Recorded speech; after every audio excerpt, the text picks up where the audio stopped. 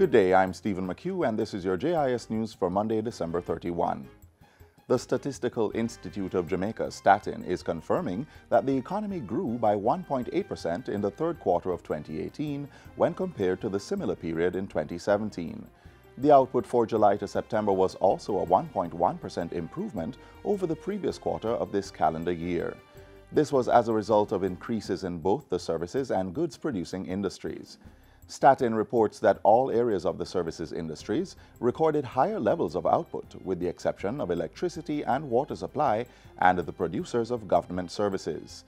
Mining and quarrying and construction were the main drivers of increased value added for the goods producing industries. The major contributor to this growth was work associated with the continued expansion of road infrastructure. The National Water Commission, NWC, will be instituting a series of scheduled supply arrangements to more evenly distribute water across the corporate area. This was announced on Friday to address recent water supply challenges caused by unrepairable breaks on the NWC's ferry water supply pipeline and a combination of other issues on its network. NWC customers served by the Havendale, Forest Hills, Constant Spring, Mona, Rio Cobre, Tulloch Spring systems will be supplied with piped water at scheduled times during the day. These areas will experience reduced water supply outside of scheduled times. In essence, what we have done is ensure that there is longevity in service time. So we are doing 12-hour shifts in our regulations. The NWC says every effort is being made to move water across the city so that all customers can benefit from the best service possible. We are not going to be able to serve every single customer at the daytime at the level that every single customer wants under these circumstances. But what we are ensuring to do is to at least provide you with an improved service during a particular period. I'm also very much aware that some customers would rather have water during the day rather than at night. I apologize and seek your indulgence and patience while we work to resolve the major issue. The National Works Agency, NWA, will begin work on the Maypen to Soursop Turn Road Extension project in Clarendon in 2019. Senior Communications Officer Ramona Lawson says the agency has earmarked $1.6 billion for the project, which will see the road being extended towards the town center.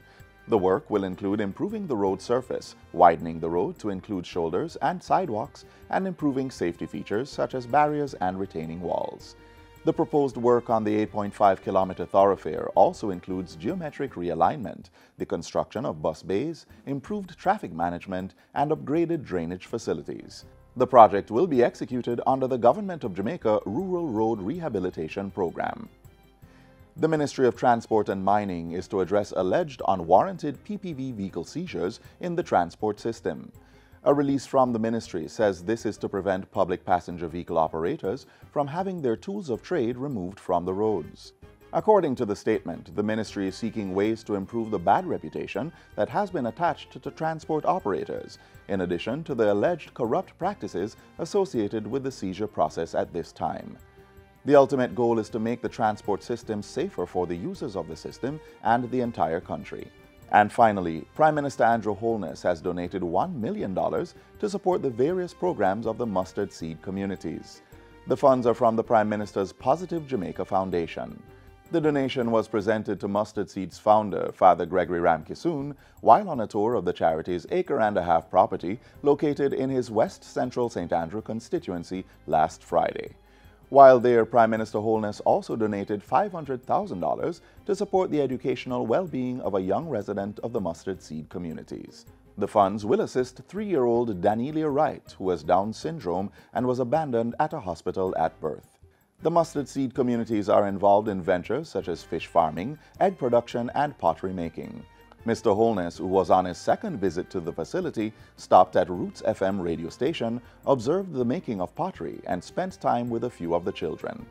The Prime Minister indicated that he was on a fact-finding mission to see the inner workings of social enterprises. The question is, how can the government learn from this and create a system-wide strategy that allows persons who are on the margin by virtue of a disability to survive. And what you have been doing here for decades is something that we can learn from. We need to better understand how social enterprises work and hope to support them. And that's it for JIS News Today. I'm Stephen McHugh. Thanks for watching.